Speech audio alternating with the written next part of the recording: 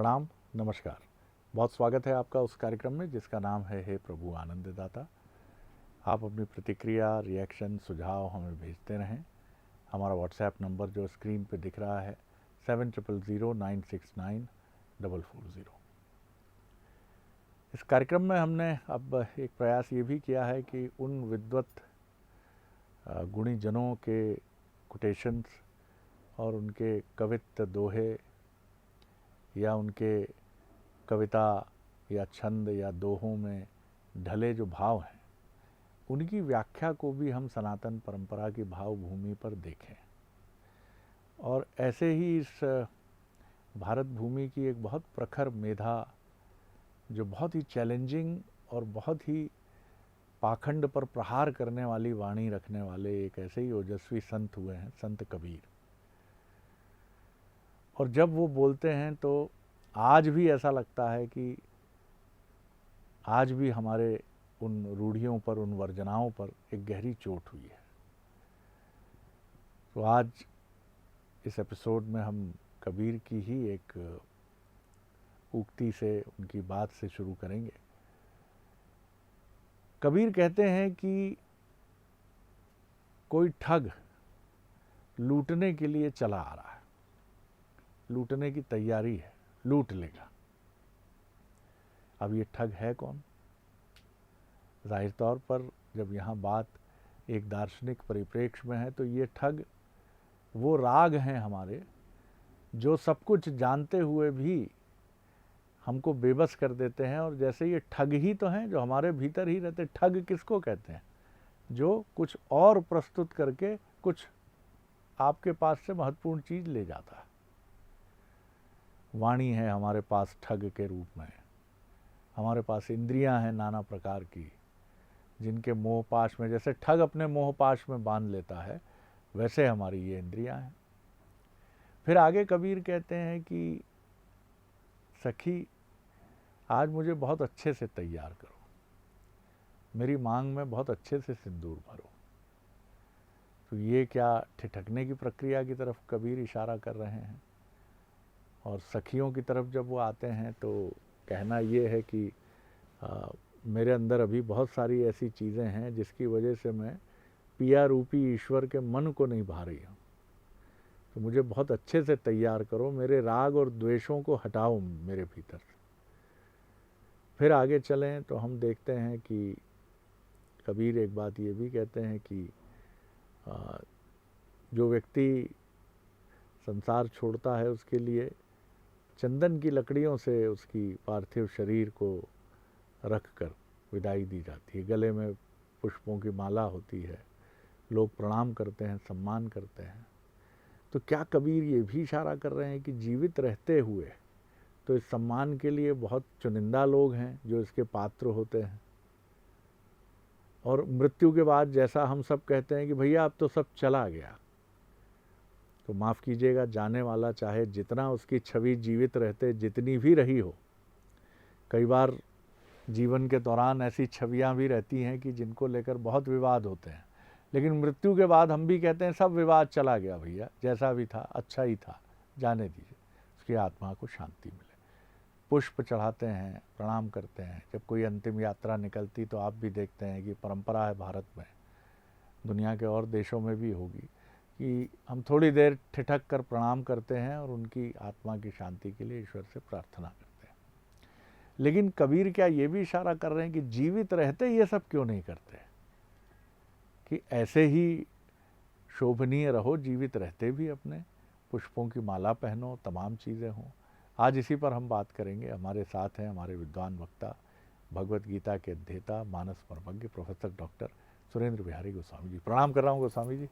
आज कबीर कौन रहे हैं स्मृति में आपके समक्ष? आपने तो वो कबीर की उस रचना को बिल्कुल अपने शब्दों में पिरोते समय जीवंतता उनके शब्दों की स्मृति मुझे दिला दी। बड़ा सुंदर भजन है कबीर का जी, जिस पर आप हम अपनी सुनना बात भी कह रहे चाहेंगे थे। आपसे जी।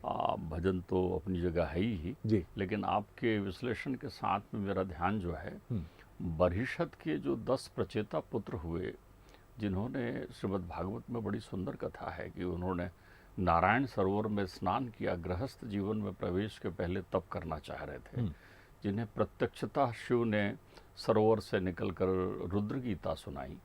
और नारद उनसे प्रश्न करते हैं, तो नारद के 9 प्रश्नों में एक बड़ा महत्वपूर्ण प्रश्न वो प्रचेताओं से करते हैं जी। प्रचेता से कहते हैं, क्या तुमने बहुरूपणी एक व्यभिचारिणी स्त्री को देखा है जिसके पीछे उसका पति डोलते रहता है, घूमते रहता है?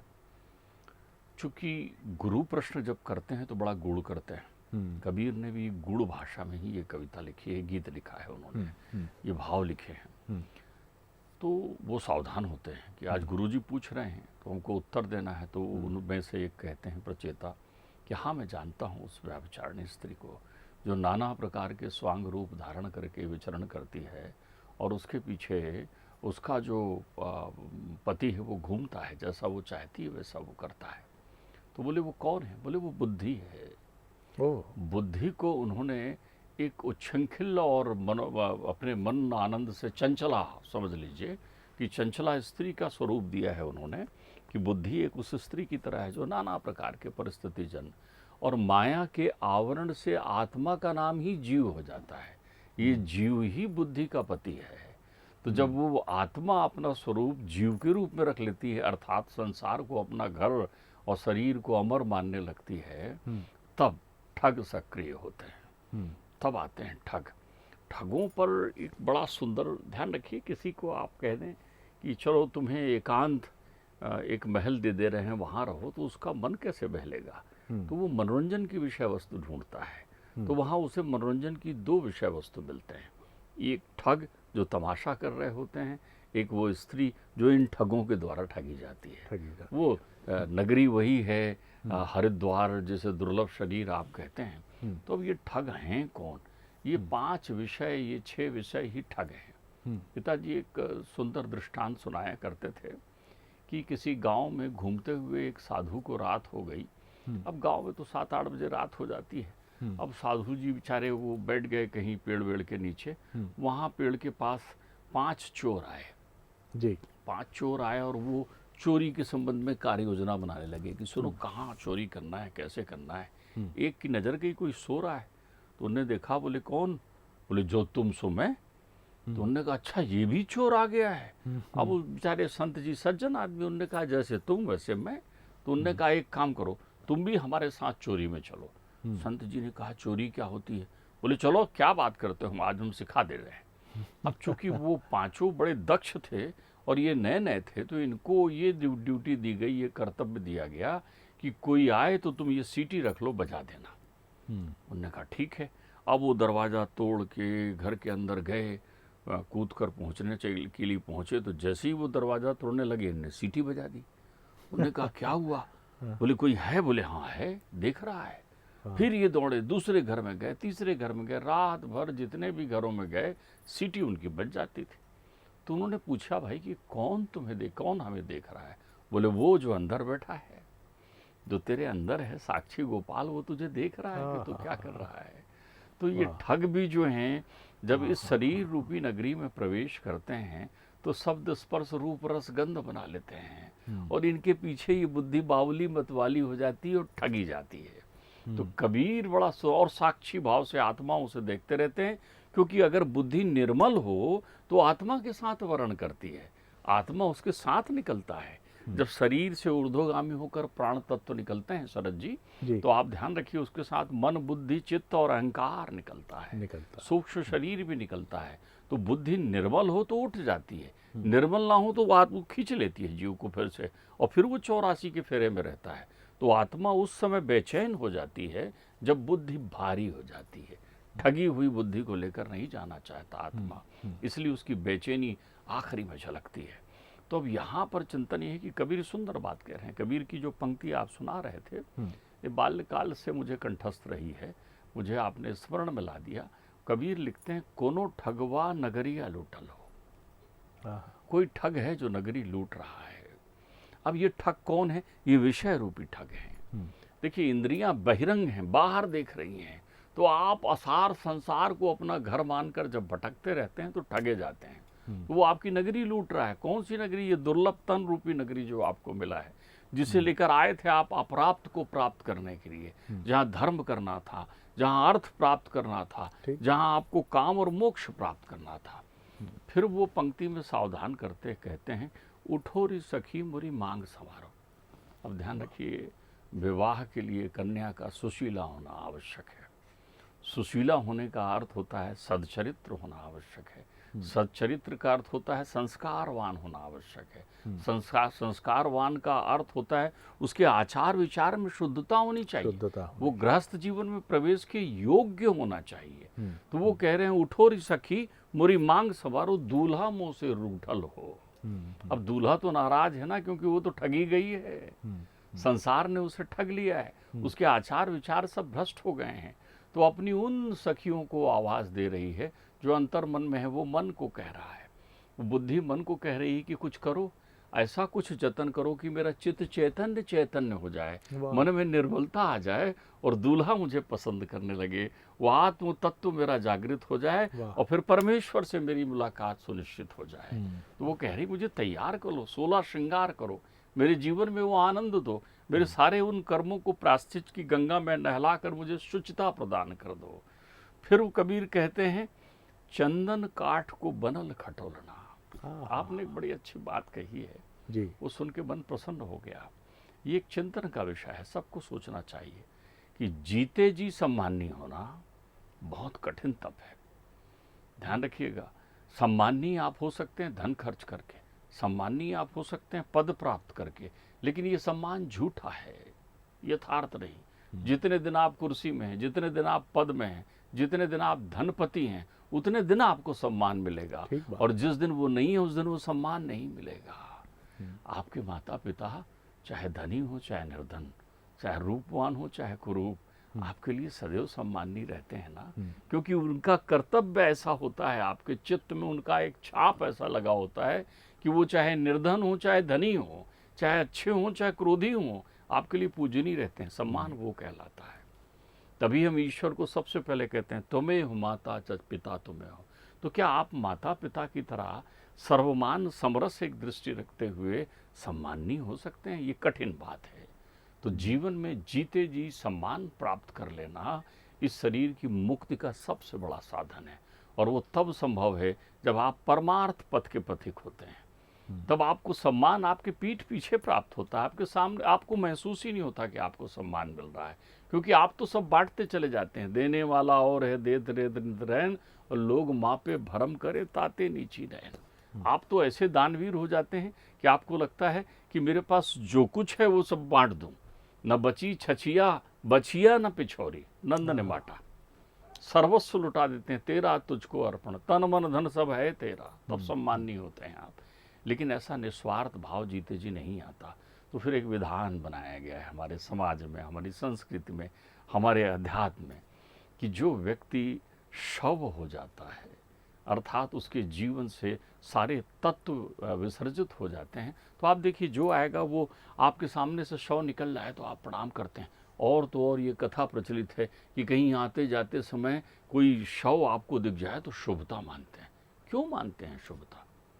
किस लिए? एक मृत व्यक्ति की शव यात्रा निकल रही है और आप उसको प्रणाम कर रहे हैं और मनी मन सोच रहे हैं कितना शुभ है, मुझे मृत व्यक्ति दिखाई पड़ा है। क्यों शुभ है?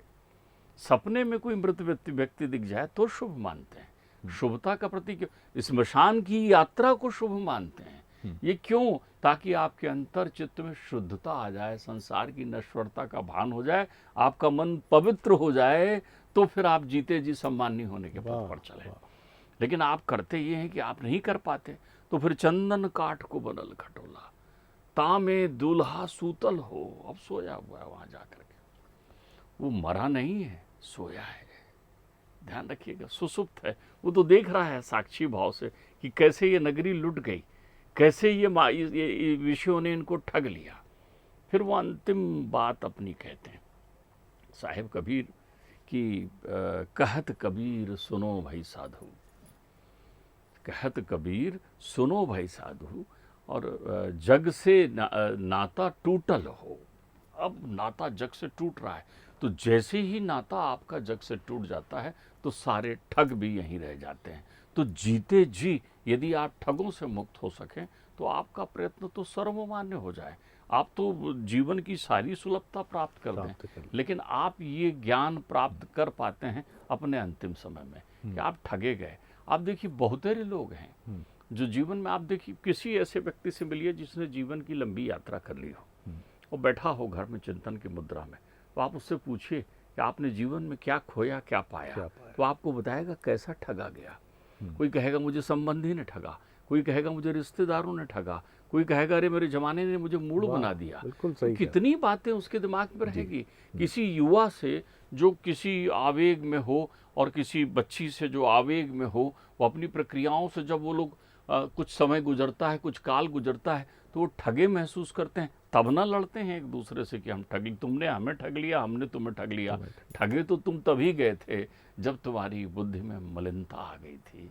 तुम्हारी बुद्धि एक ऐसी दुल्हन की तरह है जो पूरे वेग से आत्मा में मिलने के लिए बेचैन है, और ये आत्मा रूपी दुल्हन परमात्मा से मिलने के लिए बेचैन है।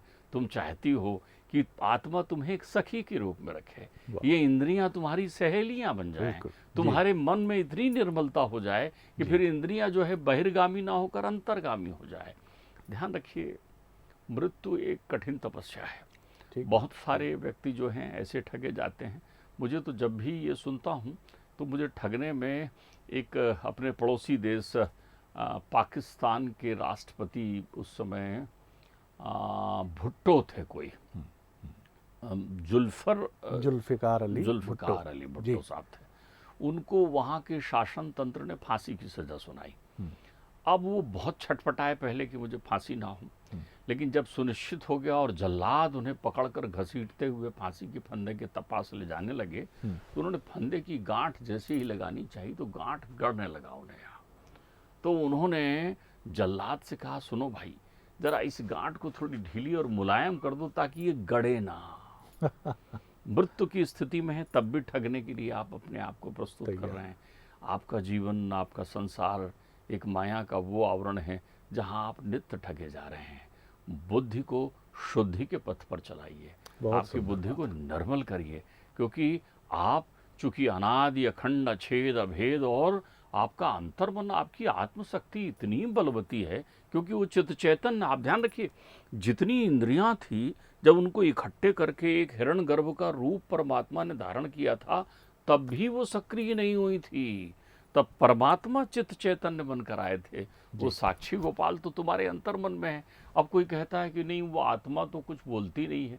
अच्छा, जब कहीं बोलना होता है तो ये तो बोल देते हो, आत्मा की आवाज़ सुनो, आत्मा की आवाज़ सुनो। वो तो कितना अंदर चीखता है तुमसे, कितना कहता है तुमसे कि जाग भाई, कोई तुझे ठग रहा है। बहुत सुंदर। तो कहीं ऐसा ना हो कि कबीर ने इतना सावधान किया है कि कोनो ठगवा नगरिया लूटन हो।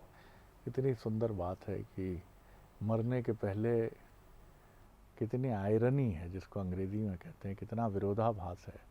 और यही वजह है, माफ़ कीजिएगा, उससे बड़ा अपराध कोई नहीं है। और ऐसे लोगों को बहुत मदद और समर्थन और सहयोग की ज़रूरत होती है जो जीवन को समाप्त करने का विचार मन में लाते हैं, सुसाइड की तरफ बढ़ते हैं।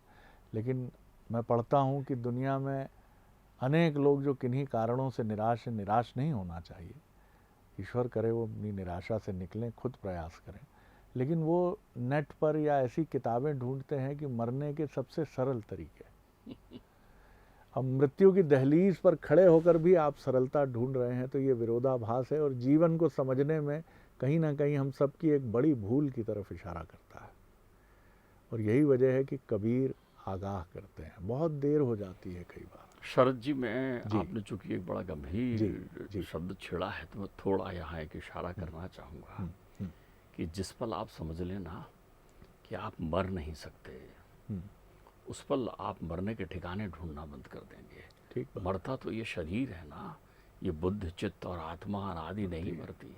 अब आप कहेंगे साहब नहीं मरती कैसे हैं, तो आप देख लीजिए, शरीर में से कुछ तो निकलता है ना जो उसे निर्जीव छोड़ देता है। तो नाश तो शरीर का होना है, ठगने वाला इस शरीर में ही विद्यमान है। तो आपको केवल अंतर्मन से जागृत होकर उस नकारात्मकता को तिरोहित कर देना है, अपने से दूर भगा देना है, दूर भगा देना, यही सबसे महत्वपूर्ण बात है। डॉक्टर साहब, बड़ा आनंद आया, बहुत अच्छा लगा आज का भाव और हम कोशिश करेंगे कि अगले एपिसोड्स में भी इन महान संतों की वाणी, चाहे वो कविता, दोहे, छंद के रूप में हो, हम लेकर आगे बढ़ें। तो प्रणाम कबीर साहब को भी, प्रणाम आपको भी। अगले एपिसोड में एक और विषय लेकर उपस्थित होंगे। प्रणाम, नमस्कार।